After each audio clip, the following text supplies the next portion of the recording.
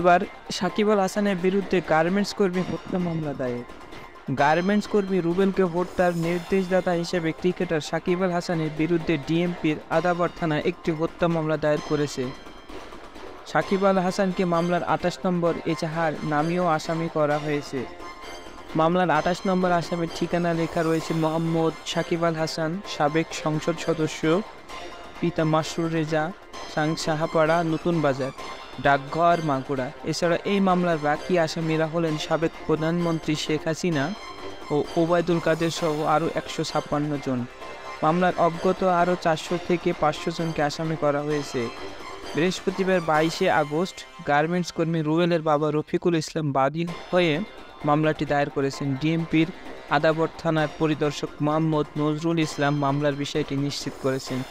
মামলার এজাহারে বাদী অভিযোগ করে বলেন, গত ৫ই আগস্ট রুবেল আদাবরের রিং রোডে প্রতিবাদী মিছিলে অংশ নেয়। এই সময় আসামিদের প্রত্যক্ষ ও পরোক্ষ নির্দেশ, প্ররোচনা, সাহায্য, সহযোগিতা ও প্রত্যক্ষ মদতে কেউ মিছিলে গুলি ছুড়ে বুকে ও পেটে গুলিবিদ্ধ অবস্থায় রুবেলকে হাসপাতালে নিলে চিকিৎসারত অবস্থায় ৭ই আগস্ট মারা যান।